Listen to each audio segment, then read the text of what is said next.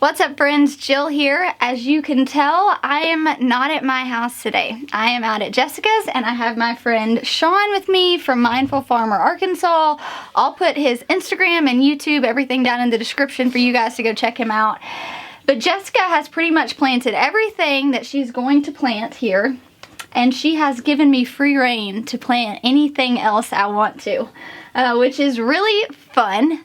It's been really cool just to kind of walk through the garden and see what she has popping up already and what free space she has. So I have asked Sean to come out. He's going to plant some ginger, some flowers, and some different things. And the reason that Sean is here, so you guys will be seeing a lot of Sean and Melanie and their family. I know we kind of sprinkled them throughout, but definitely in the next coming months and throughout the next year as we start to transition here, because our families are really just kind of partnering together. They're in a space where they are looking for their forever farm and where God has them, and so we're going to utilize the space that we have here to really kind of let them expand. And then he's going to teach me all the things I don't know. You guys know I really wanted to dive into cut flowers, but that's a whole nother thing. I don't know anything about cut flowers. This man is a wealth of knowledge, so that's going to be kind of fun just to learn, and then also, you know, give you guys some of the space you don't have. Yeah, we're really looking forward to it. Yeah, it's gonna be awesome. I'm so excited. This is our first time to, like, though we've been in ag for almost a decade, like to have our own, like, grow for ourselves, basically. And so it's really exciting, and to do it with you guys is really fun. Yeah. So it's always great to have people that you get to, like, work together with. I mean, it's always great to, like, one, work with your friends, and then two, you know, just to have, like, backup, you know? If you guys go out of town, we can look after the animals. Yeah. If we're out of town, you guys could cut the flowers that day.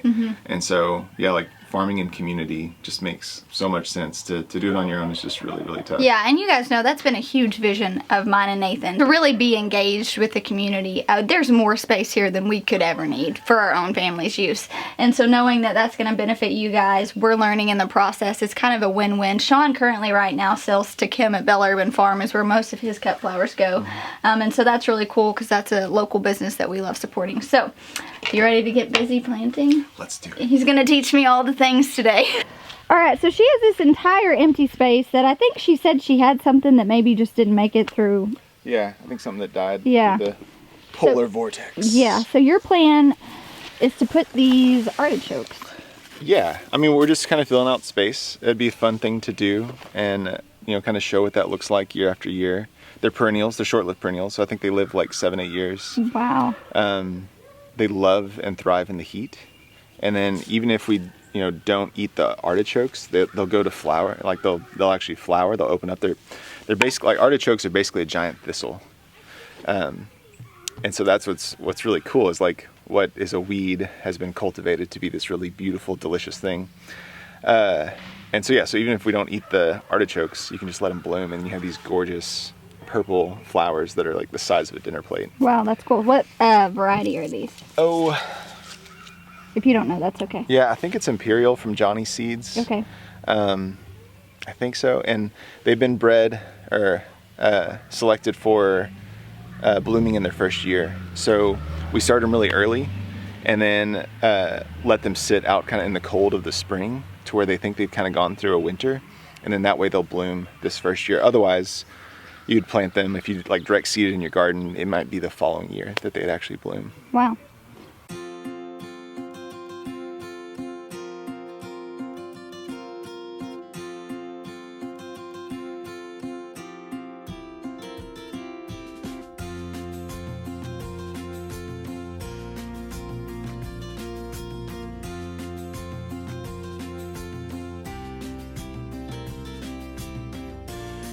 All right, you got tricks to show us? I do got tricks to show you. These are my farming tricks okay. that home gardeners can use. I'm here for it. So these are just like, this is a leftover, you know, liner that has a bunch of different varieties in it that I pulled from other ones. So, you know, you can carry them like that, but to throw a lot of plugs out fast, I'll empty that first row, and then you can hold the whole thing like that. Nice. And then pull them out sideways. And so I'll gather like 6 or 7 in my hands, and then that way, when I'm walking, I can just go pop, pop, pop, pop, pop, and then go back and then actually put them in the ground later. That's a man that looks like he knows what he's doing. Yeah, but I mean, you know, if you're planting 10,000 cabbages, you got to find the fastest way to do those. Yeah, so these were actually peas he was telling me, sweet peas, They're is that sweet right? peas, yes. But they're not edible. Do not eat them, they're toxic. Yeah, so the plan is to line them up over there. Hey Nate. Hey. You're looking good, man. Thanks. Every day. So the plan is to put them back there so, you know, hopefully the kids won't mess with them. And these will be fillers for, can I see one? Yeah, sorry. These will be fillers. These are really sad looking. That's okay. They're cut flowers, so like they'll get like over a foot long, and then like imagine the bloom that's like on a bean, but like brightly colored and like 3 times the size. Sweet. I'm excited.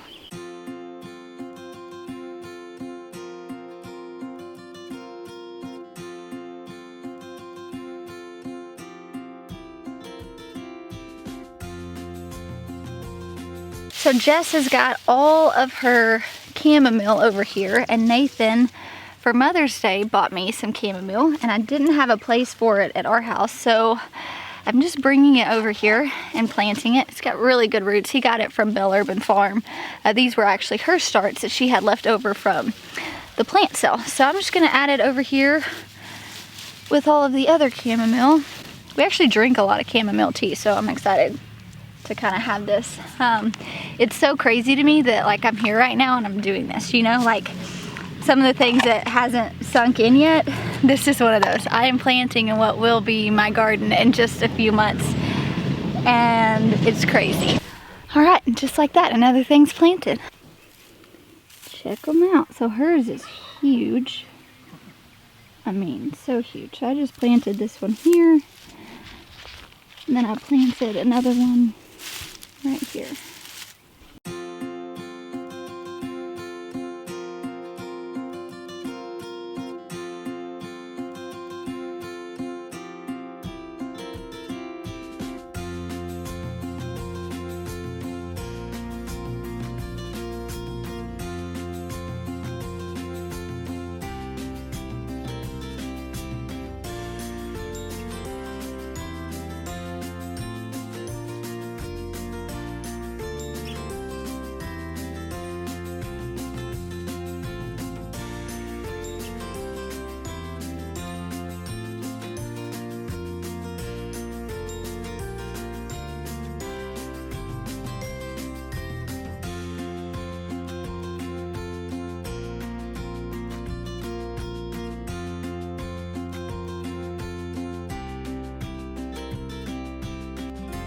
It's evidence. I can't blame it on an animal. Is it good? Yeah, I don't chase rainbows, I grow it.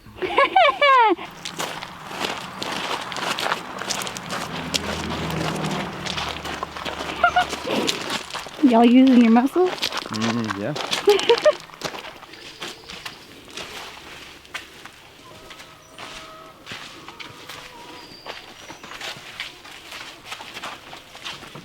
So here Sean has started some ginger.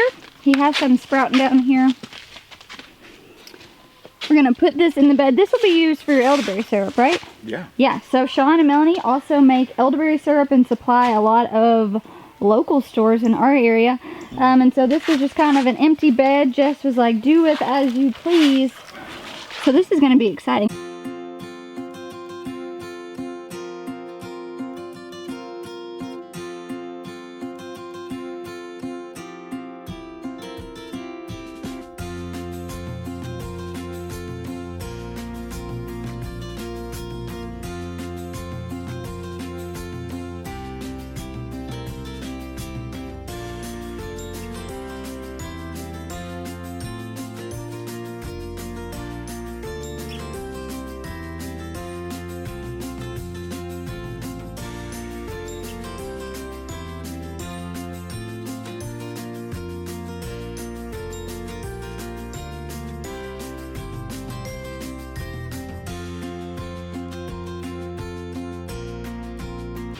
So Sean was just telling me that each of these, are they cloves?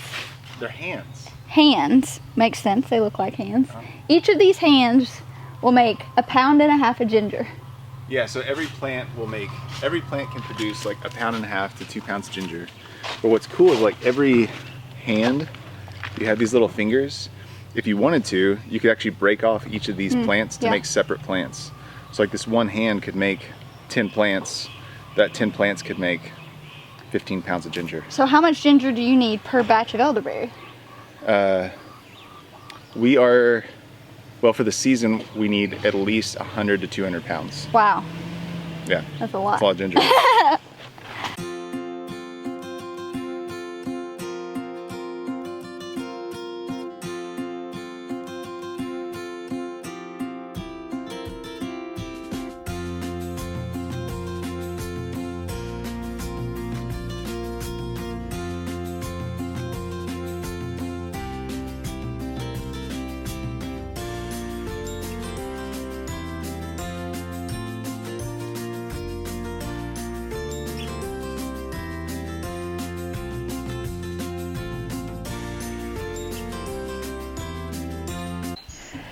All right, so Sean just left. We got the ginger planted, we got some flowers planted, we got some chamomile planted, we got quite a bit of stuff done. And we're also laying out, we're gonna start sunflowers where Jess has all her garlic and onions and shallots. She's got an open space, and so we're just gonna kind of keep sunflowers on rotation because he has a place to sell those to. And so this seems real. Like it has been seeming real since we announced it, but I think like coming out here and like us doing stuff here, like it's our farm, it's crazy. One, I love Jess and Miah so much for just like giving us free reign and be like, do whatever you want to do. Like we're so fortunate for that. I told Jeremiah today I'm ready for him to leave. So. No, we're not. We're gonna miss them so much, but we are so excited to start this next chapter and actually like working towards that already. We're able to kind of come here now and envision it as our space, I feel like, and that is something that is so exciting to me. We're also really excited to partner with Sean and Melanie. I think that this is going to be a beautiful journey for us and for them, just us learning, them kind of having a way to expand. They are some of our dearest and closest friends, and so we're excited just to share their family with you guys more, and kind of talk to you guys about their dreams and what they want to do for the community, because it is huge. And like I said, he's a wealth of knowledge, so I will list all his stuff down below.